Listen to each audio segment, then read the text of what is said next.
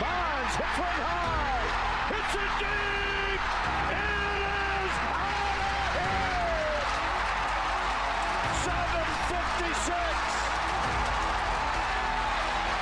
Bonds stands alone. Now Booker with Tucker on him. Throws it up for 8. Shot blocked by Antetokounmpo. What a block from Giannis. 17 seconds from Game 7 or from championship number 6. Jordan open. Chicago with the lead. Minute remaining. And they're putting Curry in the pick and roll, trying to get him on Irving. Irving and Curry, one-on-one. Irving puts it up. It's good. Kyrie Irving from downtown. We're sending it in, Jerome. That's for damn sure. Yes. What is up, everybody? Welcome to Taproom Sports Podcast. I'm your host, Jordan Stacks on Stacks Lats. Joined, as always, with my guys, Mr. Big Ball and Ben Larson. Sir, how we doing? Doing good. It's Swerving Irvin Washington, live in direct. As his Broncos sell off everything. Hey, it is what it is, man. We'll talk about your Broncos in a little bit, but welcome back. Sorry we didn't do our MLB show this week. I was under the weather, but I'm back. So next week we're gonna do the AL NL East preview show, and then the week after we'll do the West, and then we'll also have some content next week from spring training too. So be doing some stuff out there.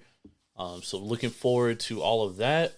And looking forward to baseball season. We are very close getting upon us. Jackson Holiday hit his first home run today. There we go. The future is here. Shit, I'm dropping stuff.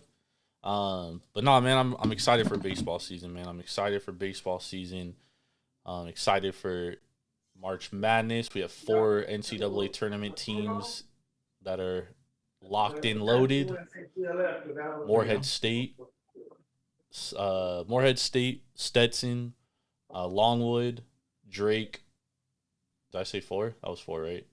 Yeah. That was 4. Mm-hmm. Those are the 4 that are locked and loaded right now. So looking forward to. They won their conference championships? Yeah, they won their conference championship, so they are automatically in. They're automatic qualifiers.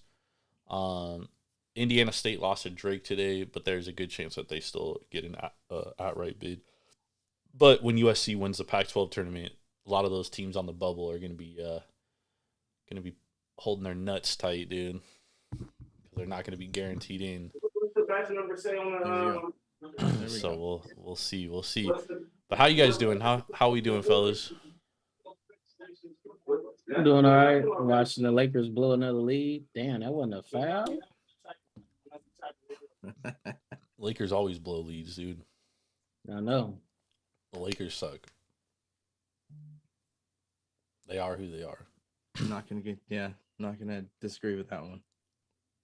My Warriors kind of suck too, though. So, The Warriors. hey, but we're all in the playoff tournament or the play-in tournament seeding. So that's something there. Yeah, your 2 teams are. Mine is not. That's true. Mine's a Your third seed. your team ain't beating Boston, so you ain't got to worry about nothing. Probably not, but that's okay. I have the whole honey-do list this weekend, so I'm fucking beat but ready to podcast. So there we go. Honeydew. Ben's already ready for the marriage. let's get fucking ready for this shit. Good Lord, we're 30 days away. I think it's today. Yeah, 33 days away. 33. Yeah, Y'all be traveling in 33 days. the wedding is almost here. All right, well, that's it's gonna be something. What should we hit first? Should we hit baseball? Should we hit NHL Trade Deadline? What do you guys want to talk about first? Yeah, let's go trade deadline. It was big this year. Hold on, before we do the NBA Trade Deadline, I gotta ask you guys, because I kind of brought it up earlier this week, but there's rumors of a scandal at Temple University right now that the players are intentionally throwing games, point shaving. It's pretty serious stuff, dude, and it's all the dots are aligning. Yikes. On I think, was it Wednesday or Thursday, Irv? The UAB game. Thursday, right? So Thursday, UAB opens 1.5 point favorites, Ben. In 30 minutes, the line goes from 1.5 to 8. I've never seen anything like that. I get a word from somebody on the East Coast, somebody that has connections, says 2 Temple players put 40 grand each on UAB money line to win the game. Yikes. UAB won by like 40 points. So there was chatter before this, their previous game, they played, who the fuck did they play? They played somebody on the previous game. And the rumor was that all the players took the under first half, which is like harder to like mitigate, right? It's harder to like find. And the game went way under the first half. So there was like a little bit of chatter. And then it was that. And when a line moves 7 points, I mean, that's a huge, lot, yeah. dude. That doesn't happen every day. The first half under against Tulsa? Tulsa, that's it. That was it. But that wouldn't surprise me. I think the unders would be the easiest of them because you can just miss the shots. You still have to make it look like you're actually making an attempt to get those shots. Playing defense. Or you drain that shot crack every single time. Like all the way down to, a second every single shot. The first half went way under, second half went way over. Yeah. In that game, the first half went way under. Mm-hmm. But the thing is like, there's this government agency now who's going to like investigate it. Bro, it took us people that gamble every day 30 minutes to figure it out. That something was up, dude. We just had to see that line move 7 points. We knew something was wrong. No injuries, nothing. We knew something was up. Yep. But my point is, and what I kind of want to like bring this whole thing to, is that with legalized sports gambling, the whole point of legalized sports gambling is that we can sniff this shit out quickly and get rid of it. And on top of that, NIL and stuff like that is supposed to deter players from wanting to gamble and point shave. Right? So what the fuck do we do now from here? How is NIL supposed to be deterring? Players are getting paid. Whereas before, when they're not getting paid, it's more enticing to like want to get money, right? If the mob comes to you and is like, hey, we'll give you 50 grand to fucking throw a game, now it's like the player's like, well, I'm getting fucking, 500,000 from my NIL deal. Like, I'm not going to throw a game. Yeah, but at the same time, I now have 500,000 that I'm not spending, but I'm a college kid and I'm spending it. So I can gamble. I can put money on whatever I want as long as I don't get caught. That's the thing, is you're going to get caught.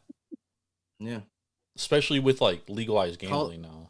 College students aren't the brightest at that point of their lives. And not only are you going to get caught, dude, you're literally throwing your, like, any aspirations you have of being a professional player, whether it's the NBA or overseas, regardless, any professional league, you're basically throwing it away. Yeah. You're never going to play professional basketball. And you'll probably never be associated with the game of basketball ever again as a coach, as anything. Like, there's strict player. Yeah, there's strict like laws against this shit. Like, you go to prison for this shit. It's not just like a slap on the wrist, dude, a fine. Like, no, dude, you get prison time for this shit. Yeah. So I can't understand like why players would want to do it now. But it's funny because like, when you're upset and you're losing a bet and like it's a fishy, like shit, you're like, man, this fucking game's fixed. And it's like, here we are. And it's like 2024, dude. You know what I mean? If we're talking about fixed games and there's like legitimate there's legitimate evidence that is there right in front of us, and the mob is like in on it too, supposedly. Well, I think this is also like there's even more evidence of this than the other reasons that we've been complaining that these games are fixed. That the refs have too much say in in really any game. Yeah. That they can sway a game For in sure. any direction that they want to. This is even more proof. 100%. I mean, the ref almost completely changed the outcome of that Drake game today. Mm-hmm. They called a foul on the 3-point shooter. It was a clear block. Luckily, it didn't end up hurting Drake, but if it did, like, you could go back to that call and be like, dude, that'll change the whole outcome of the fucking game. Yep. And it was a clean block. And they even showed a replay, and it was clean. So, I think refs are easier to deal with, though, than players intentionally throwing games. Mm-hmm. Players intentionally throwing games is huge because not only like you're killing the integrity of the sport at that point, and that's tough to deal with, I think, because no one's gonna take your sport serious after that. So I don't know if the NCAA is gonna get involved, if the FBI is gonna get involved, but it's gonna be interesting because this is really since in the last 20 years is the first serious allegations we've had of like a player throwing, or several players in this case, purposely throwing a game. So we'll see what comes of it. They won today, and I told Irvin to play Temple because I was like, dude, they got to win to take pressure off themselves, dude. Like they got to show that they're not fucking trying to throw games, dude. Yeah, the NCAA will definitely be involved. Yeah, I think they got to set precedent there. Yeah, they absolutely have Yeah, to. but they're losing power more and more every day, though. Yeah. But they definitely got to step in here. Or the conference, the American Conference has to step in. Mm-hmm. We'll see what comes of it. We'll keep everybody updated on that. But let's hop into the NHL Trade Deadline. I'm going to ask you guys, who are 3 winners from the deadline in your guys' opinion? Vegas.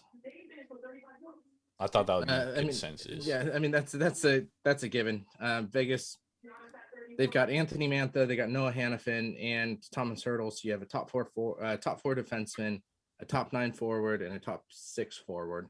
Mantha can score goals. Hannafin is a very strong defensive defenseman, and then you add Thomas Hurdle, retained 17% of his salary retained, and fucking draft picks, which absolutely shocks me. And they're doing the same thing that they did last year with Mark Stone going on IR, and until there's a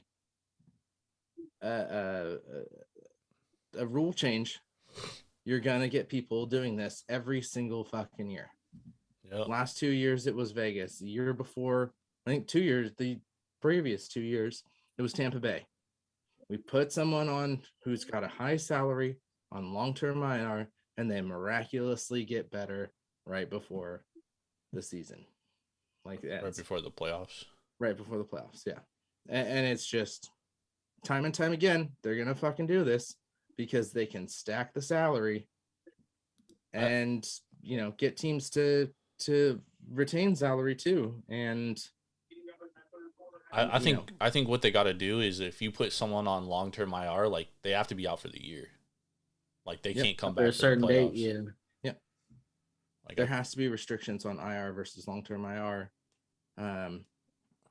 You have to play this many games to be able to be eligible, or you have to come back in this many games before playoffs to be eligible. Because I do get it in the sense, like, if you do lose a high salary player, like, seriously to injury for the year, like, you do want some salary relief there because it, like, really puts a dent in what you can do, right? 100%. Yep. But when you're, like, circumventing the actual rule of it and, like, you're putting someone on long-term IR that could probably come back earlier just so you can get an extra high salary player, like, that's just taking advantage of the situation. And You know, like you said, like this has been going on forever. Do people always fucking take advantage of it? The Blackhawks used to take advantage of it, Tampa Bay. But you're right, dude. Like they gotta fix it because the rich just keep getting richer, and like here's Vegas here. They added 2 big names at the deadline, dude, because Huge of it. names. Yep. Yeah.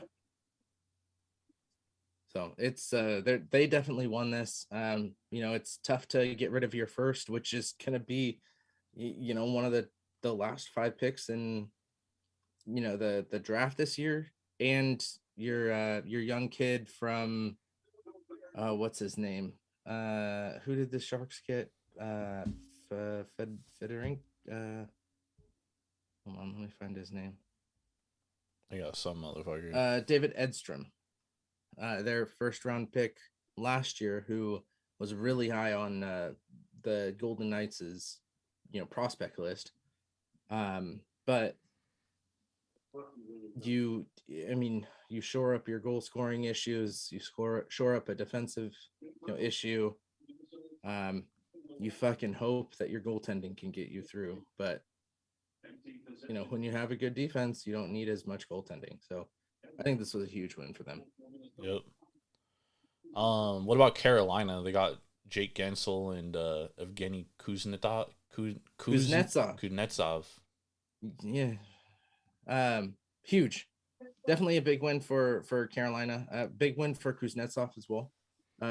He's coming into his probably last few years.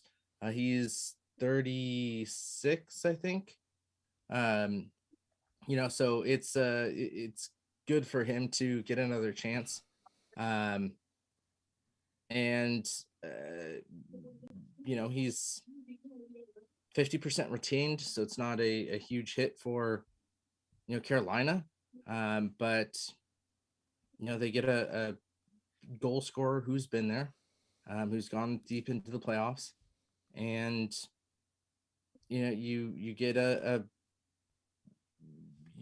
you get Gunsel last week, and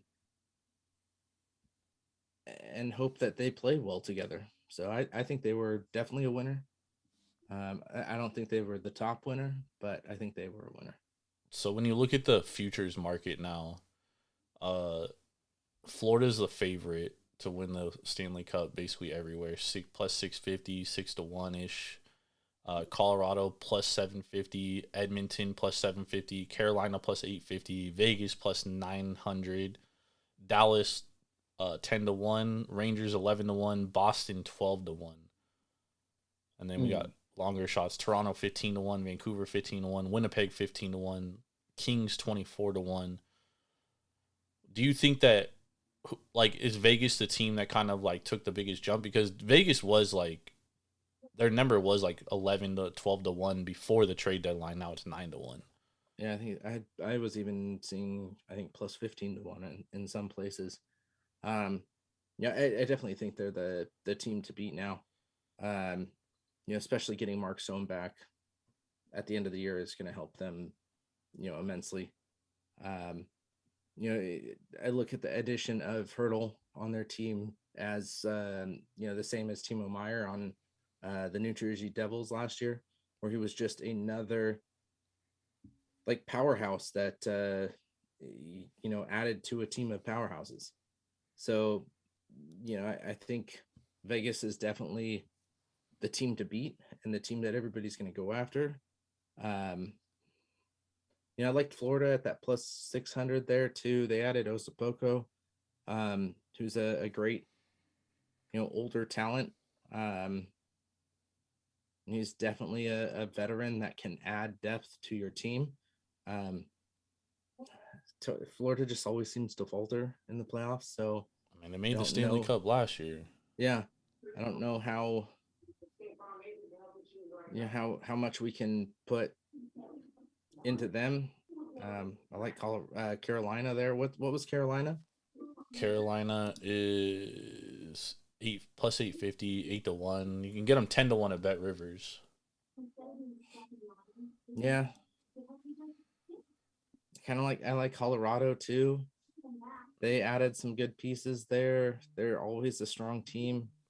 Just got to worry about goaltending there. Yeah.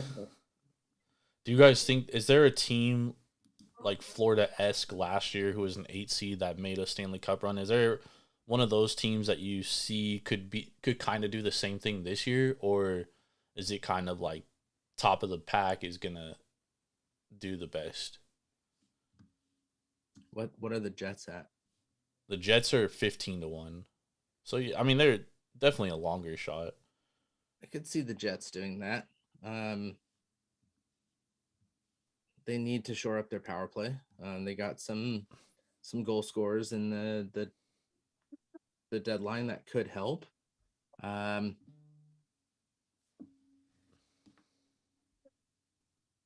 That's probably it. Maybe, I mean, you know me, I love my Dallas Stars.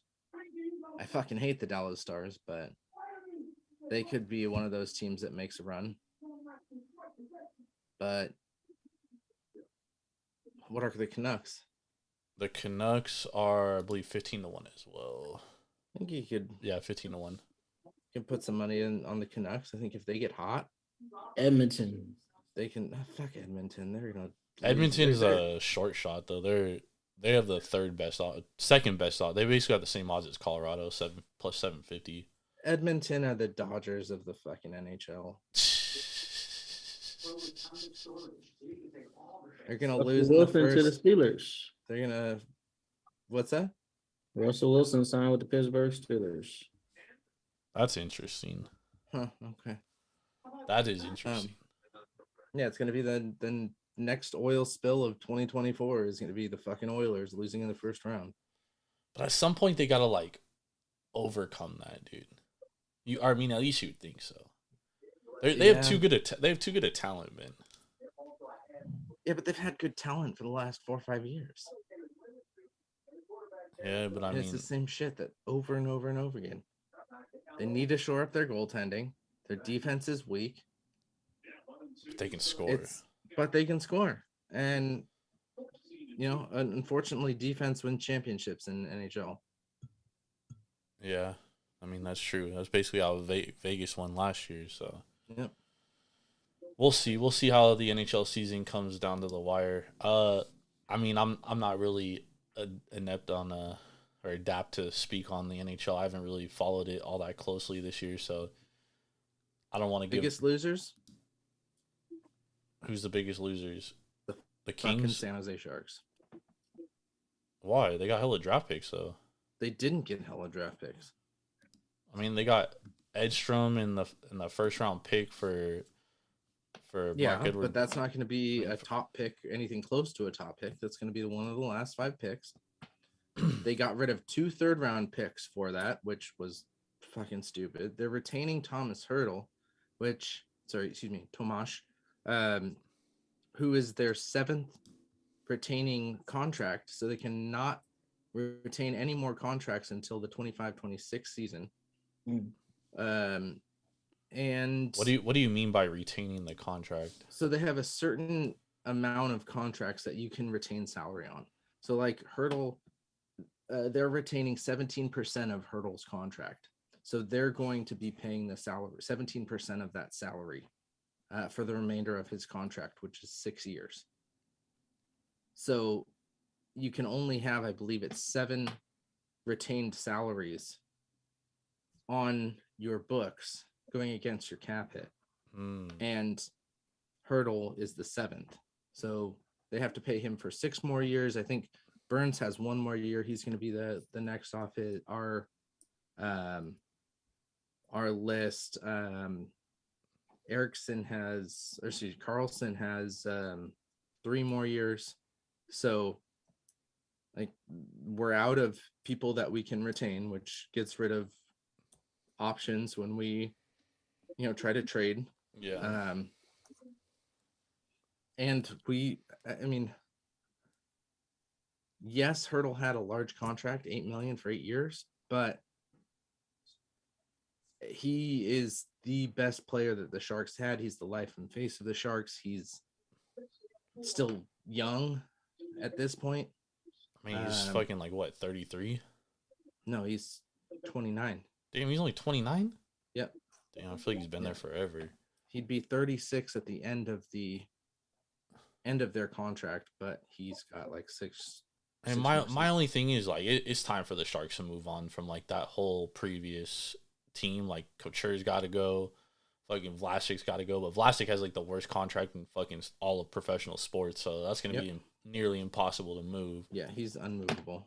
But it's like I don't mind getting rid of him. I thought they could have got a little bit more, and then not only that, you like trade him to like a fucking division rival, and like not getting more is like the most painful fucking thing in my opinion. So you trade Kakkonen for Varacek, and Varacek is the worst goalie in the league right now, and has a $3.9 million salary on top of it.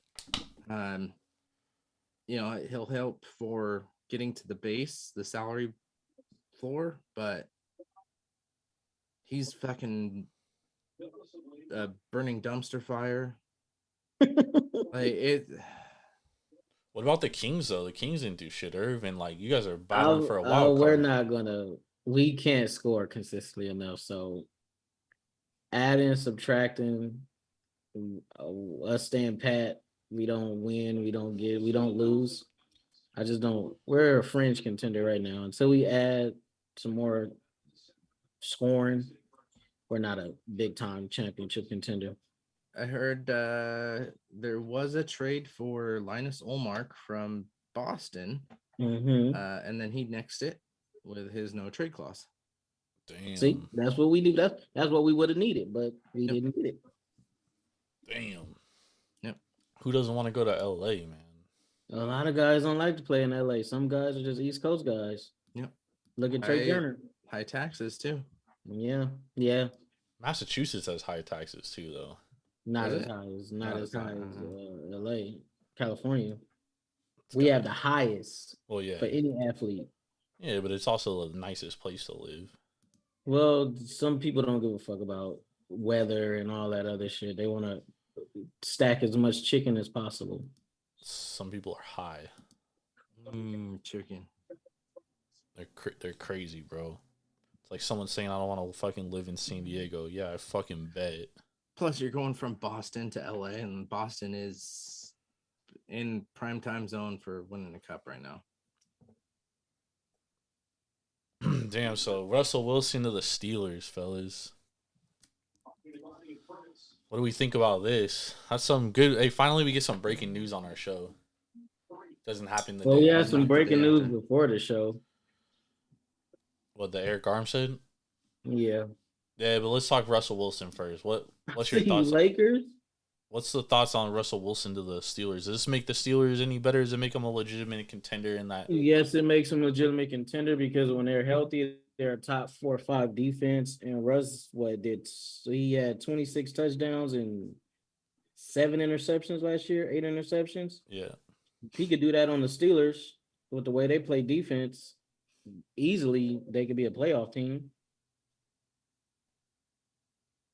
Easily. Shit, they made the playoffs last year with Mason Rudolph as their starting quarterback for the last month of the season. Hey, Rudolph wasn't that bad though. Yeah, but he wasn't asked to do a lot. No. He just didn't lose them the game. What do you think, Ben? Russell Wilson, Steelers. I mean, I think he's better than Pickett. I think he's better than Rudolph, but they're just delaying having to find a number 1 quarterback. I think for a team like the Steelers, it's hard to do because they don't draft high enough, dude. Yeah. Last time they drafted high enough, they drafted Ben Roethlisberger. Yeah. Well, I think that could be, something that you put a package together, and maybe they try to do that, and maybe they try to get a package to move up in the draft this year. Yeah, but they're not that type of franchise. Yeah, they're not gonna do that. I just you take an attempt on Pickett wasn't great. You go after an aging QB. I just don't know if that's the best decision. It's going to be interesting to see what they pay him. What do we have a Broncos salary? paying him $39 million, so the Steelers ain't got to pay. They don't got to pay nothing. Okay, so he's still owed through that. Okay, The Broncos gonna be paying his salary for the next 2 years. I think in the terms of like where the Steelers are at, like Irv said, they do have a top 5 defense. So like when they're like if they had a decent quarterback this year, dude, they definitely were in the playoffs for sure. They would have beat the Bills. If you put Russell Wilson on the Steelers last year and they was healthy, they would have beat the Bills. Yeah, probably. So I mean, I think as to where they're at right now, I think it's a pretty good move. I'm honestly surprised like the Raiders didn't make an attempt to sign him. Like, what the fuck are the Raiders doing? Are they really going in next season? Is Aiden O'Connell is their Aiden fucking O'Connell is either that or they trading up. They're gonna mortgage the future for one of those top guys, but unless they think one of those guys gonna fall to them, like that's crazy to me, bro. Like that's huge, especially because like they're a team they hire Antonio Pierce because of like what he did last year. So you're basically telling your team like we think you guys can make the playoffs next year, and then now you're gonna ride into the playoffs or into the next season with what you have and just add like draft picks and minimal free agents. Like, bro, they're not gonna be that much better. Best thing for them is that the Broncos are gonna be tanking. So, nah, they say the Broncos are interested in Kirk Cousins. how are they gonna do? They have like no money though. They're paying. They got a $45 million dead cap hit on Russell Wilson.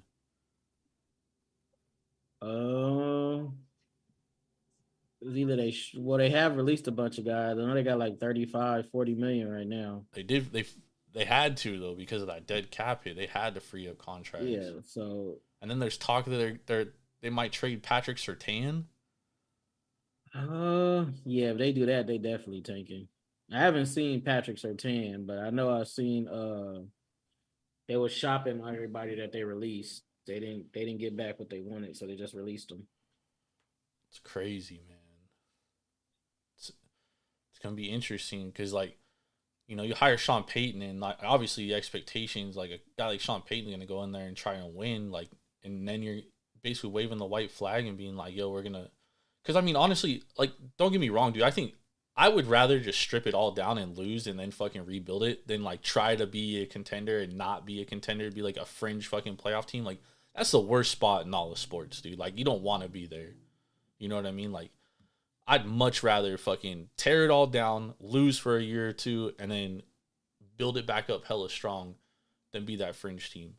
I'm all for that shit. But man, like the way they hired Sean Payton and then the way that it's trajecting now, like it's just a weird situation over there. I agree.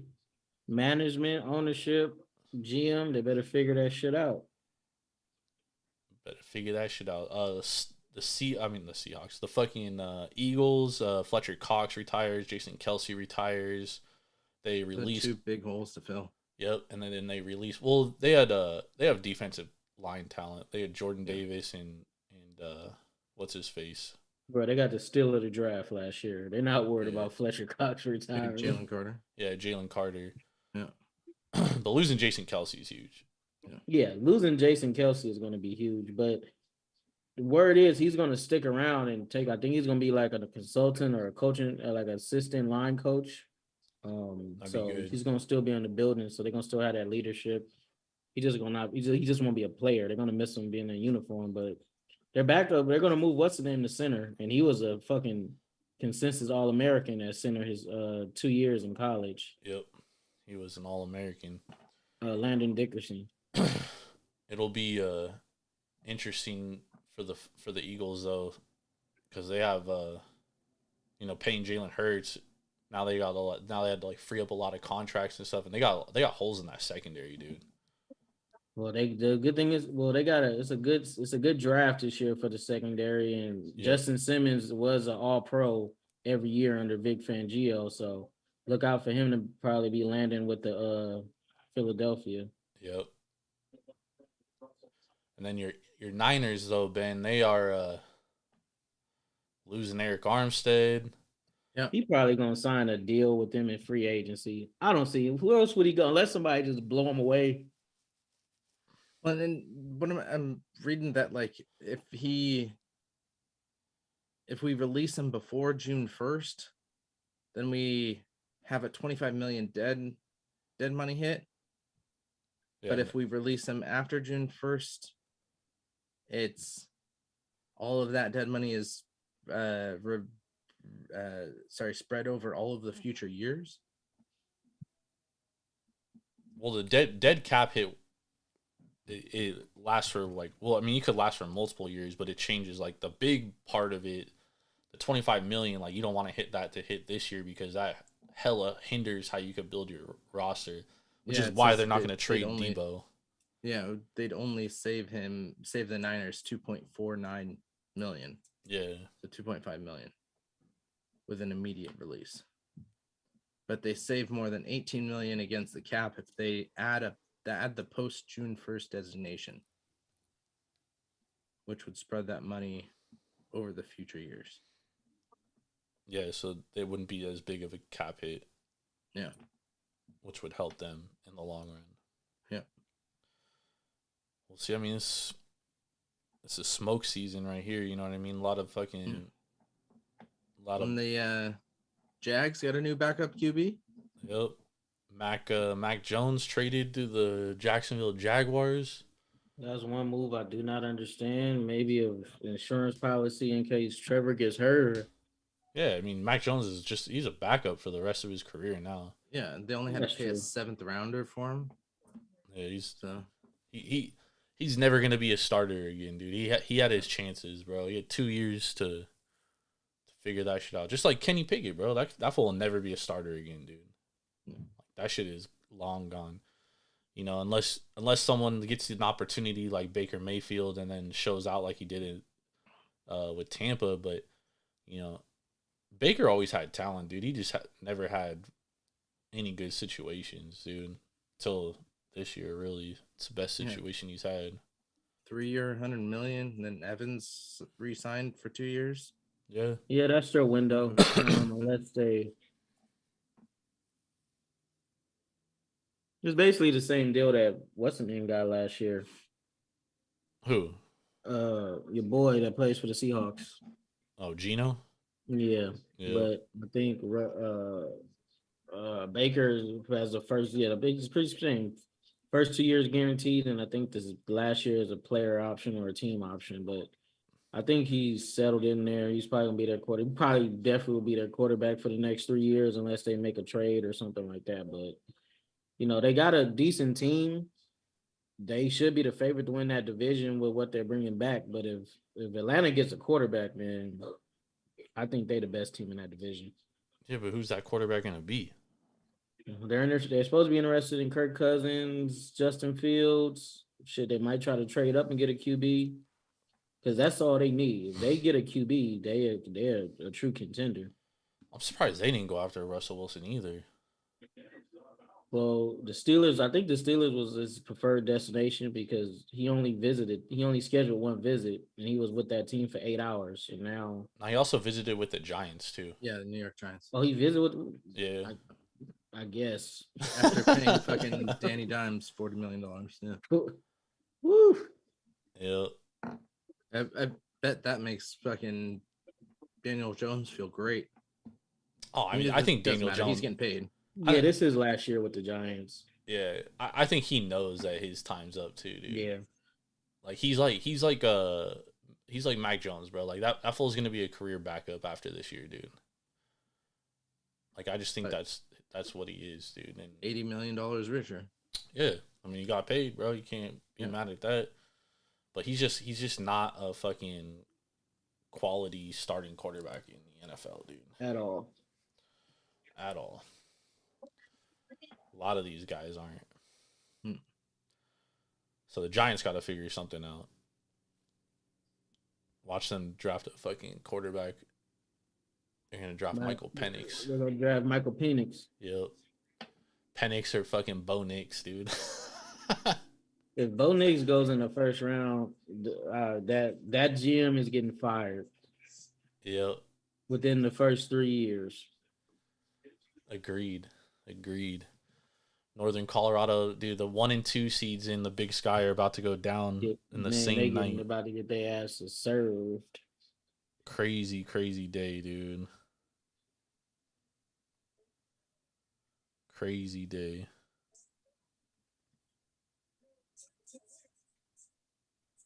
And that probably means neither one of them make the tournament either. Oh, yeah, nah. they're out, dude. You have to win this league to make the tournament. Yeah.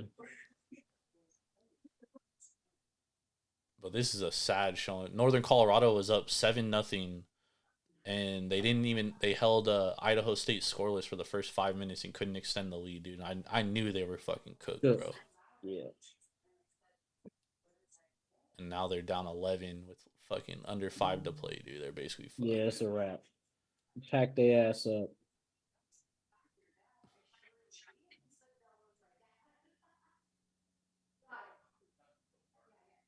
They can't get a stop to save their life. Where did Ben go? I think he went to the bathroom or grabbed a drink. Damn.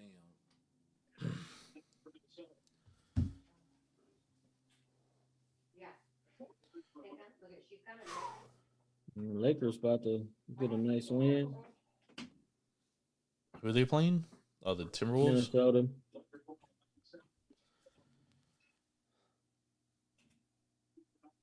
Yep.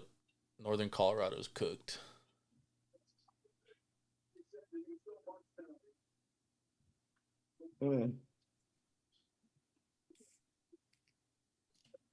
They are done. Gotta love it. Tournament time. It's March, baby. It's March. Any more NFL moves catch anybody's eye? Nah, that was like the biggest stuff that happened this weekend. Jerry Judy gonna make any difference? Chris Jones re-signed for 3 years. Yeah, 5 years. I'm not surprised. Chris Jones. He said he was coming back. When you make that kind of announcement, there's no way you're not going back to that squad. Yeah. Yep. And I think as far as Jerry Judy's concerned, I think him going for a 5th and 6th, like, that kind of like shows you like his value around the league, which is basically nothing. So, I mean, he's gonna be a 2nd, 3rd option for Cleveland, which I think is cool. Like, but ultimately, like, Deshaun Watson has to get back to form for Cleveland to take a step forward. But I think it's a good trade for Cleveland. I mean, like, they didn't really give up anything, so. You know, what's the worst that can happen? They fucking cut him. Yeah. Usually cut 5th, 6th round picks anyways, so you know, there's no guarantee they make a roster. So we'll see what happens with the Browns. I like the move though. I think the Browns are gonna be good next year. They just gotta stay healthy. Yeah, that's all. Because that defense was legit, dude. And that defense was basically banged up all year too.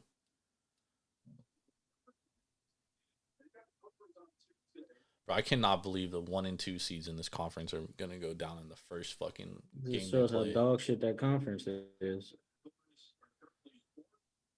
I can't believe Eastern Washington lost to Sac State earlier, dude. Those two teams dominated that conference all fucking year, and they both lose the first weekend of the tournament. Yeah, dude, it's bad. That's nasty work right there. That is terrible.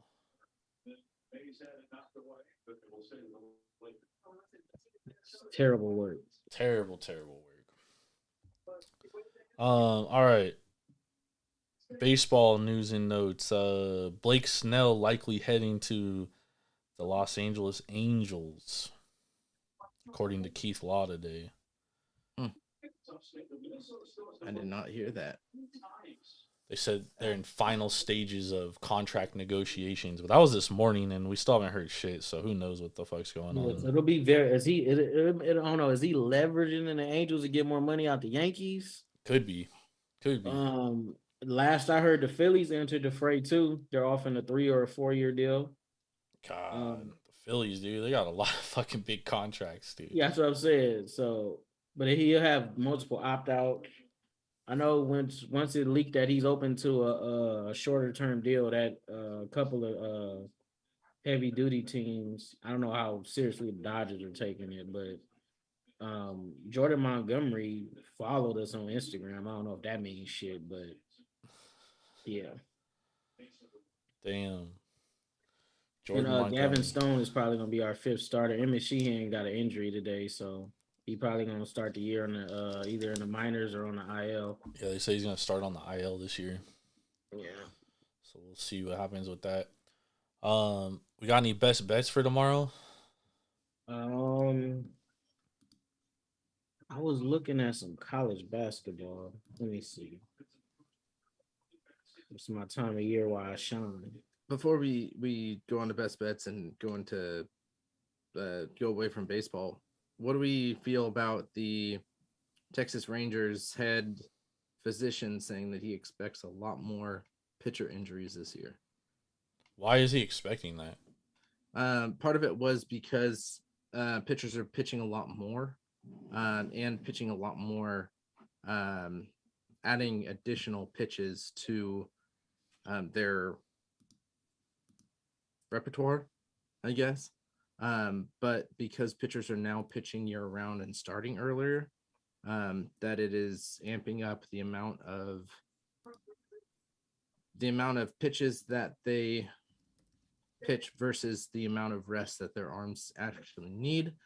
You're getting younger pitchers whose bodies aren't fully grown, pitching year round 4 or 5 different pitches. And with the kind of move to the younger pitcher, it's causing. We'll see, but a lot of the upper echelon teams are moving towards 6-man rotation. So Yeah, that's true. I think that'll combat the taxing of the arms of the guys that they're going to need in the postseason. Because now teams like the Dodgers, the Braves, of course they're going to win a lot in the regular season. But now it's to the point where they don't want to overtax their guys and keep them as fresh as possible for the playoffs. So, and clearly, starting pitching undid both of those teams in the playoffs due to injuries and guys not being in tip-top shape or lack or arm or tired arms. So, I think he has a point, maybe, but I see that a lot of these big teams are going towards 6-man rotation. So, I think that will alleviate some of those injuries. Also, last year, like the average team started like 11 guys.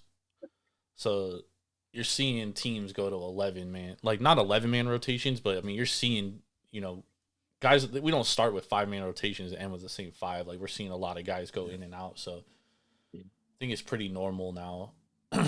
As far, I mean, big injuries though, you never want to see like Tommy Johns and stuff. That could derail your season as a team, dude. So got to hope for that. But I do agree. We're going to see a lot more 6-man rotations. We're going to see a lot more spot starters where, you have a reliever start for 1 or 2 innings and have a long reliever come in for like 4 innings. I think we're going to see a lot more of that going forward because these guys are just throwing so hard now. They're throwing a lot more pitches sooner because they're all pitching for strikeouts. It's the best out is not getting the ball in play. So we'll see, man. We'll see. It's like that way. That's why when you get a horse like a Garrett Cole, I mean, those dudes are priceless, bro. Yep. Guy that's gonna give you 200+ innings of fucking sub-3 ERA ball, like those dudes are priceless. Yeah, that's great, but who they got behind them? That pitcher, that might be the. It doesn't. I'm just saying that player has so much value. They're priceless. I'm not talking about the Yankees. I don't give a fuck about the Yankees. Yeah. That team's not going to be good. But when you get a guy like Garrett Cole, dude, how many Garrett Coles are there in the league right now? Not that many, dude. Okay, what do you think about the pitch clock change too? Dropping to 18 seconds. I think that's going to... we saw it affect a lot of pitchers last year. Yeah. Where they couldn't Hopefully they'll be more adjusted to it this year. Yeah. What was it last year? 20 seconds? 20, yeah. So taking 2 seconds? I mean, we'll see.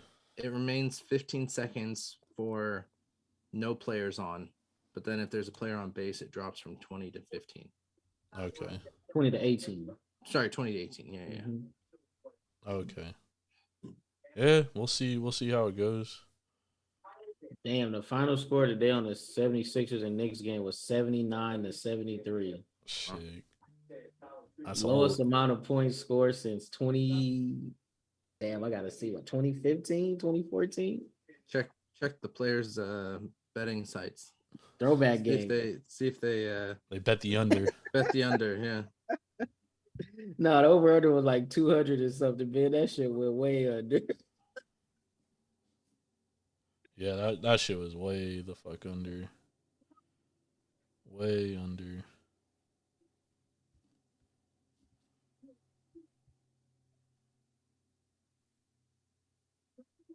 Sorry. Now we can go back to best bets. All right. Let's get some best bets.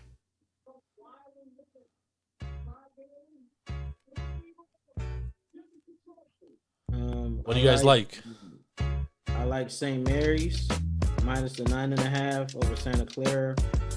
I like give me St. Thomas money line over South Dakota State, and give me San Francisco plus 8.5 versus Gonzaga. Ooh, that's bold right there. Ben, what do you like? I'm gonna go hockey wise. I'm gonna go with the under in tomorrow's Washington and Winnipeg game. Both of these teams struggle to score, and defensively, the Jets are just an outstanding team. So I like the under, only allowing 2.4 goals per game. With Washington only scoring 2.7. I think having that low number there will definitely hit the right now it's in at under 6. So you got that under 6, and then you also have a push for 6. Definitely gets you a good number there. Hold on, what was that under? 6. Under for 6. Washington and Winnipeg.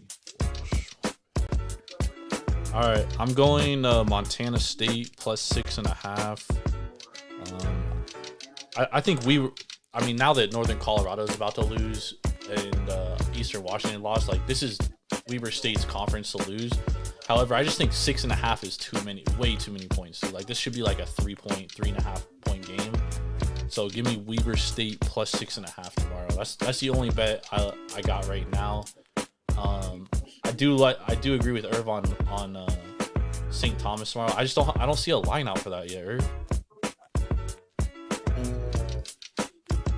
I think ESPN. No, it's not up yet, but yeah, so that'll probably be a 3-point favorite.